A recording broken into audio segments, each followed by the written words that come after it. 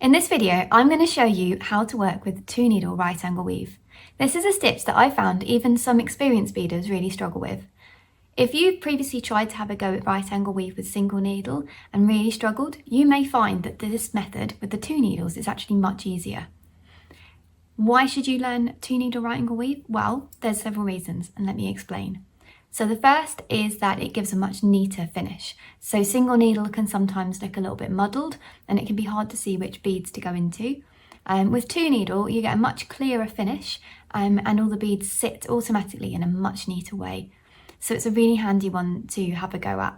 And the second reason is some people find this stitch much easier. So if you're someone who's really struggled with single needle right angle weave, then have a go at this. You'll find that it's much more repetitive in nature, so it's much less confusing.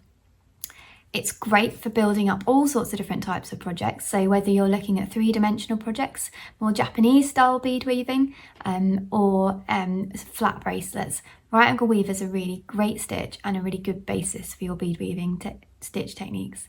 So let's have a go at working with 2-needle right angle weave. So to start with 2-needle right angle weave, I've got a length of thread with a needle on each end.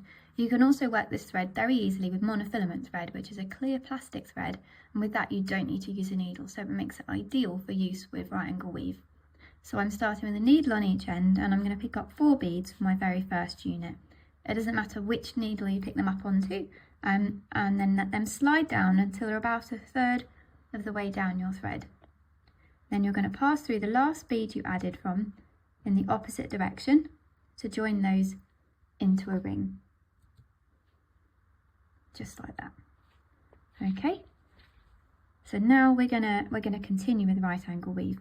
So we're going to start by picking up a bead on each needle, letting those drop down, and then we're going to pick up another bead onto one of your needles, let that go to just beyond the needle, and then take the other needle through in the opposite direction, and this is a crossover bead.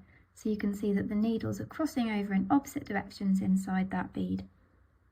Pull that nice and tight and you'll see you've got your second unit of right angle weave. And then in right angle weave, every unit has 4 beads in each one. So you always know if you're correct if you've got 4 in each unit.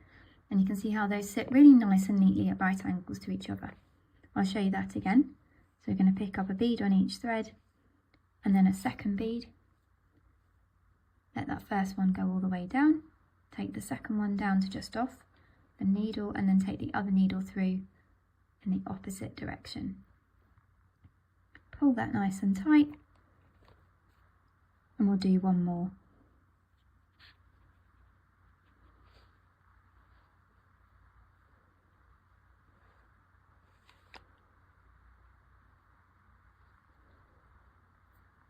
And pull that snug. And you can see how with 2-needle right angle weave, those units sit nice and neatly and you get a really nice tension.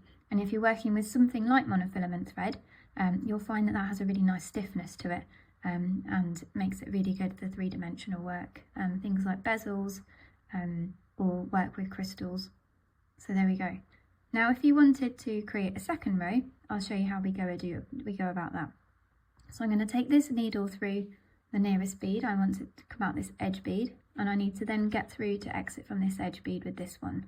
So I'm just going to follow that thread path around and come out of that edge bead. So my needles are both coming out of the same bead but from opposite directions.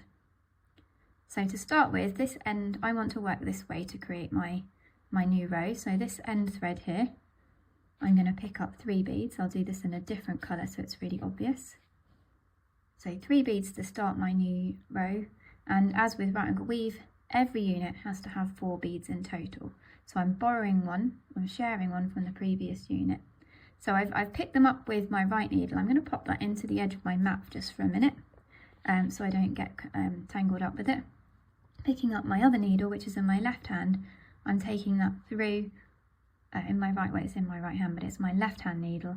I'm taking that through the last bead added, just that one, and I'm working towards those previous beads. Pull that tight and you'll see how that pulls into a new right angle weave.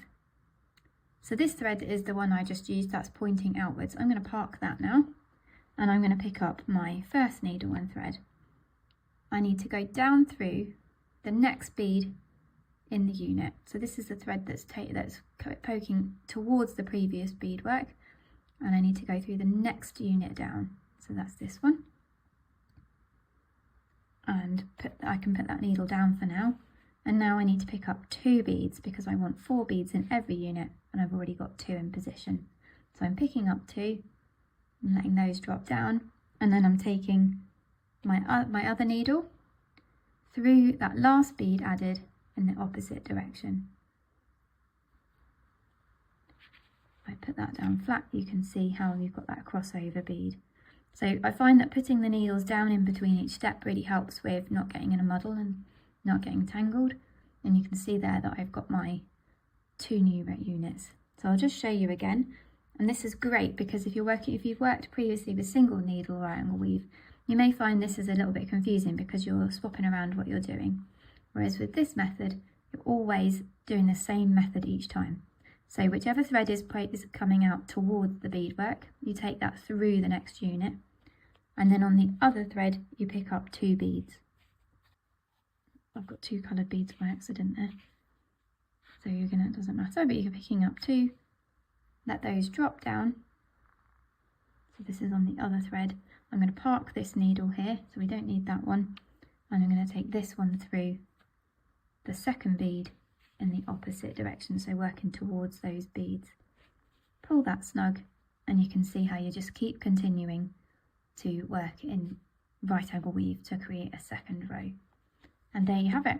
Keep an eye on my channel, you'll see there's lots more videos on right angle weave and lots of other beading stitches, and you'll find plenty of right angle weave projects to get started on over on my website. Thanks for watching.